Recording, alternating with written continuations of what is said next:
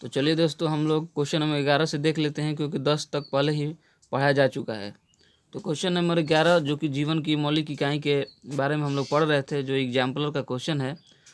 तो देखिए question number 11 क्या कहता है, कौन सा कोशिका अंगक कोशिका के अंदर विषैले पदार्थ एवं औषधि यानी कि ड्रग्स को अविष रहित करने में मुख्य भूमिका निभाता है। यानी क्या, क्वेश्चन करने का मतलब ये है कि कोशिका का कौन सा ऐसा अंग है जो विषैले पदार्थ हमारे शरीर में कभी कभी बन जाते हैं, जो हम लोग कुछ कुछ खाते हैं तो विषैले पदार्थ भी बन जाते हैं, तो उसको अविष रहित यानी कि विष को खत्म करने के लिए कौन सा मुख्य भूमिका निभाता है।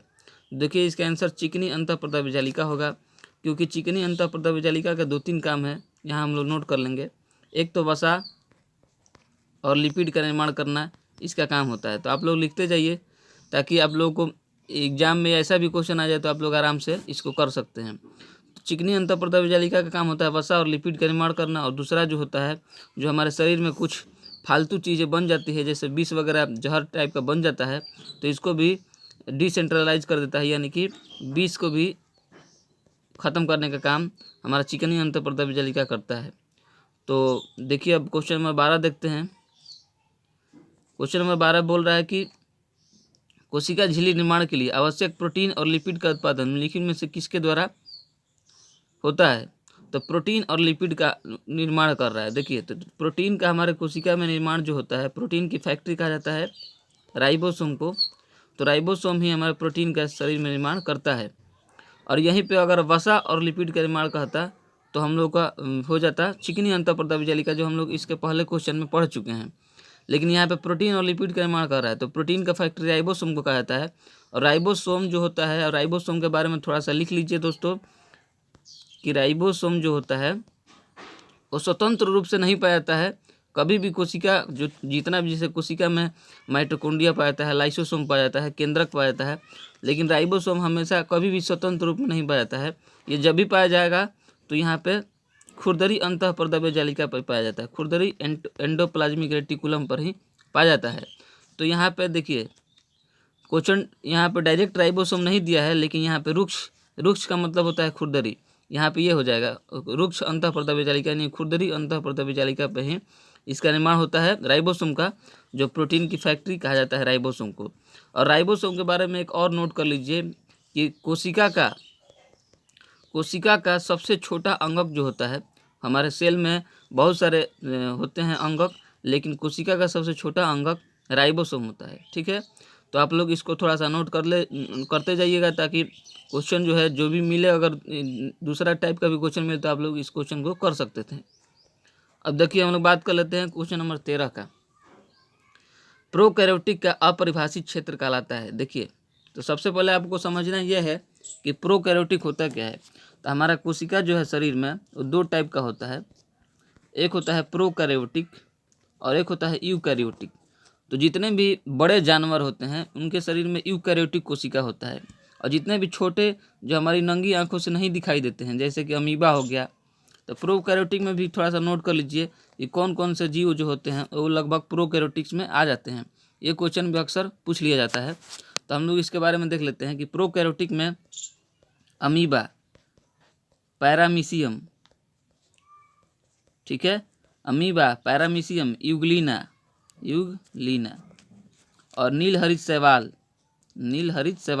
तो आप लोग अगर वीडियो थोड़ा फास्ट हो रहा है तो आप लोग पुश करके भी इसको देख सकते हैं, कोई दिक्कत नहीं है।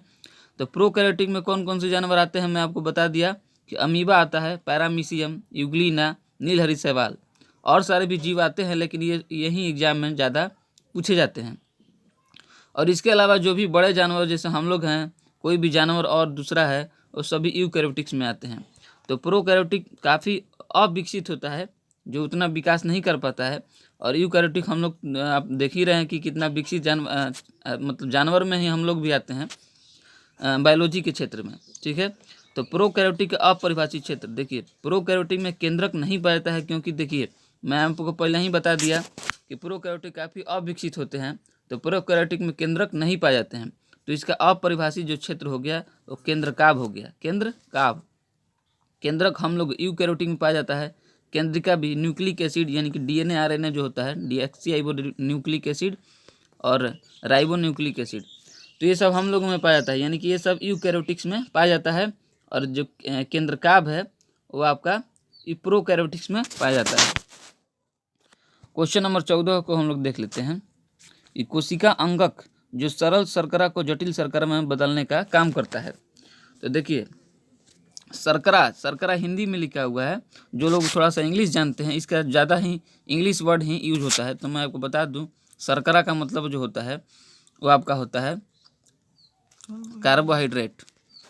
कार्बोहाइड्रेट को ही हिंदी में शर्करा बोलते हैं। तो आप लोग शर्करा देख के मतलब ये नहीं होइएगा कि शर्करा क्या चीज़ आ गया, तो शर्करा का बोलते हैं ज़्यादा, इसका हम लोग इंग्लिश वर्ड ही यूज करते हैं, इसलिए मैं आपको बता दिया इसका कार्बोहाइड्रेट हिंदी इंग्लिश में नाम होता है। तो देखिए यहाँ पे क्वेश्चन बोला है कि कौन सा ऐसा कोशिका का अंग है जो सरल शर्करा को जटिल शर्करा में बदलने का काम करता है। तो देखिए कार्बोहाइड्रेट्स 3 प्रकार के होते हैं। कार्बोहाइड्रेट्स 3 प्रकार के, एक होता है mono hybrid, carbohydrate, mono carbohydrate, दूसरा होता है डाई कार्बोहाइड्रेट और तीसरा होता है पॉली कार्बोहाइड्रेट। तो मोनो कार्बोहाइड्रेट, डाई कार्बोहाइड्रेट और पॉली कार्बोहाइड्रेट। तो मोनो और डाई जो होता है कार्बोहाइड्रेट, ये सरल रूप होता है जिसमें ग्लूकोज, फ्रुक्टोज और सारे भी माल्टोज ये सब आ जाते हैं, जो कि बहुत आसानी से पच जाते हैं। लेकिन पॉली कार्बोहाइड्रेट जो होता है वो बहुत ही जटिल होता है, जिसमें आपका स्टार्च आ जाता है, ठीक है, स्टार्च, पॉलीकार्बोनेट ये सब आ जाते हैं जो बहुत ही मतलब हार्ड होते हैं। तो इसका जो सरल शर्करा को जटिल शर्करा में बदलने का जो काम करता है वो गल्जी उपकरण करता है, ठीक है, गल्जी उपकरण करता है इसका काम। अब हम लोग क्वेश्चन नंबर 15 की ओर बढ़ते हैं दोस्तों। क्वेश्चन नंबर 15 कह रहा है कि निम्नलिखित में कौन सा राजधानी का कार्य नहीं है। देखिए राजधानी होता क्या है, राजधानी को हम लोग इंग्लिश में भी देख लेते हैं, क्योंकि देखिए बायोलॉजी का बहुत सारा ऐसा वर्ड होता है जो हिंदी से ज़्यादा इंग्लिश में ही यूज होता है।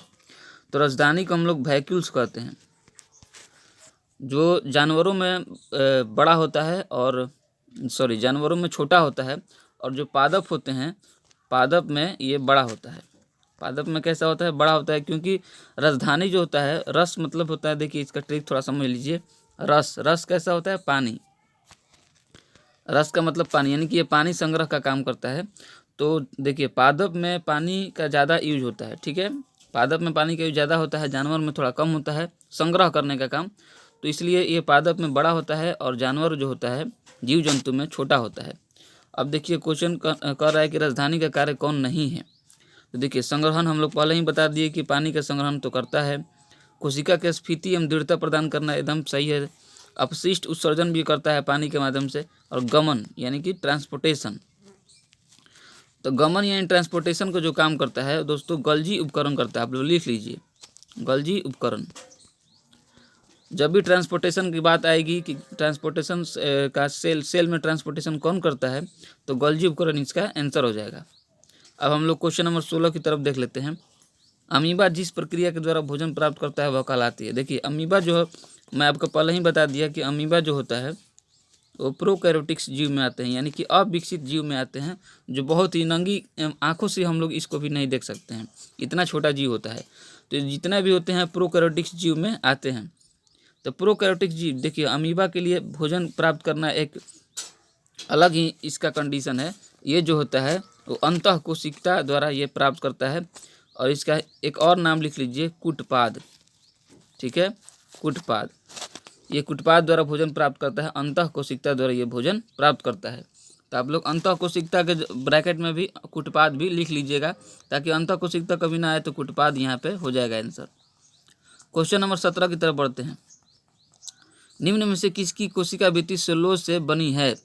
देखिए सेलुलोज कोशिका भित्ति जो होता है इसके बारे में थोड़ा सा लिख लीजिए कि कोशिका भित्ति जो होता है केवल और केवल पादप कोशिकाओं में ये पाया जाता है। केवल किस में पाया जाता है, पादप कोशिकाओं में पाया जाता है। तो देखिए सबसे पहले हम लोग ये क्वेश्चन ऑप्शन से ही यहाँ पे देख लेते हैं कि पादप कोशिका इनमें से कौन नहीं है। अगर जो पादप कोशिका नहीं है वहीं उसका आंसर हो जाएगा। देखिए जीवाणु, जीवाणु जो होता है वो जीव में आता है, ठीक है। तो जीवाणु जब जीव होता है तो ये पादप तो है नहीं, मतलब ये जीवाणु जो होता है, आप लोग देखे ही होंगे, वायरस और बैक्टीरिया के बारे में पढ़े होंगे, तो ये पादप में नहीं आते हैं दोस्तों, ठीक है। तो जब ये पादप में नहीं आएंगे तो ये इसी का आंसर ये हो जाएगा, क्योंकि हाइड्रीला, आम वृक्ष, कैक्टस, कैक्टस का पौधा आप लोग देखे होंगे, नागफनी जिसको कहते हैं, आम वृक्ष मैंने आम का पेड़, हाइड्रीला भी एक प्रकार का पेड़ है। तो ये सब कोशिका भित्ति इसमें होंगे क्योंकि ये पादप में आते हैं, जबकि जीवाणु पादप में नहीं आता है। हम लोग क्वेश्चन नंबर 18 की तरफ देख लेते हैं। सिल्वर नाइट्रेट का घोल किस एक के अध्ययन में इस्तेमाल किया जाता है? देखिए, सिल्वर नाइट्रेट AgNO3 का जो घोल होता है वो कोशिका के किस अंग में अध्ययन करने के लिए इस्तेमाल होता है? तो ये जो इसका आंसर हो जाएगा गोल्जी उपकरण हो जाएगा। गोल्जी उपकरण का मतलब गोल्जिकाय, जो पहले ही हम लोग बता दिए थे। गोल्जी उपकरण यानी गोल्जिकाय जो होता है उसका काम क्या होता है दोस्तों? कोशिका में ट्रांसपोर्टेशन का काम करता है, ऊर्जा ट्रांसपोर्टेशन का काम गोल्जिकाय करता है। तो इसका अध्ययन के लिए हम लोग सिल्वर नाइट्रेट का इस्तेमाल करते हैं। जो लैब में आप लोग जाइएगा तब ये पता चलेगा कि किस तरह से जो साइंटिस्ट होते हैं या डॉक्टर होते हैं जो लैब में सिल्वर नाइट्रेट का प्रयोग करते हैं गोल्जिकाय को चेक करने के लिए, अध्ययन करने के लिए। अब क्वेश्चन नंबर 19 की तरफ हम देख लेते हैं। केंद्रक के अलावा वह अंग जिसमें DNA पाया जाता है। देखिए, DNA कहाँ कहाँ पाया जाता है ये लिख लीजिए, ताकि आपको बार बार ये क्वेश्चन नहीं ढूंढना पड़ेगा। तो DNA जो होता है एक तो केंद्रक में हो गया, दूसरा होता है आपको माइटोकॉन्ड्रिया में, और तीसरा जो होता है हरित लवक में भी पाया जाता है, ठीक है। तो DNA कहाँ कहाँ पाया जाता है? एक तो हो गया माइटोकॉन्ड्रिया, एक होता है केंद्रक और एक होता है हरित लवक। तो आप लोग एक साथ ही लिख लीजिए, ताकि दोबारा जब क्वेश्चन अगर आपका ऑप्शन में हरित लवक आ जाए तो अभी आपका क्वेश्चन सॉल्व हो जाए। अब क्वेश्चन नंबर 20 की तरफ हम लोग देखते हैं। निम्नलिखित में से किसको कोशिका की रसोई कहा जाता है? कोशिका की रसोई का मतलब जहाँ खाना बनता है उसको रसोई कहते हैं। तो देखिए, जहाँ खाना बनता है वहीं उसी को रसोई कहते हैं, कोशिका का रसोई बोला है दोस्तों। तो यहाँ पे देखिए, हरित लवक जो होता है, हरित लवक से पेड़ पौधे अपना भोजन बनाते हैं, क्योंकि हरित लवक में ही क्लोरोफिल होता है। क्लोरोफिल से ही जो सूर्य का प्रकाश होता है उसे अट्रैक्ट करता है, उसका एक समीकरण है दोस्तों। तो मैं आगे जो भी अब वनस्पति का जब चैप्टर आएगा तो मैं आपको समीकरण बता दूंगा। तो अगर ज़्यादा इसमें बता दिए तो खिचड़ी बन जाएगा, ठीक है। तो पेड़ पौधे अपना भोजन जो है हरित लवक से ही बनाते हैं। हरित लवक में ही क्लोरोफिल होता है, इसको इंग्लिश में क्लोरोफिल ही बोलते हैं, जिससे प्रकाश संश्लेषण जो होता है और ये खाना बन जाता है। तो इसलिए कोशिका की रसोई हरित लवक को ही कहा जाता है। तो जो आगे का क्वेश्चन है वो नेक्स्ट एपिसोड में, नेक्स्ट सेशन में बनेगा। तो आप लोग जो है चैनल को जरूर सब्सक्राइब कीजिए दोस्तों, ताकि जो भी नेक्स्ट वीडियो आए इसके बारे में तो आप लोग फटाफट अपडेट मिल जाए। और साथ ही बेल आइकन को भी दबा दीजिएगा, ताकि जब भी वीडियो आए तो आप लोगों को अपडेट उसी टाइम मिल जाए। थैंक यू दोस्तों, मिलते हैं नेक्स्ट वीडियो में, तब तक के लिए धन्यवाद।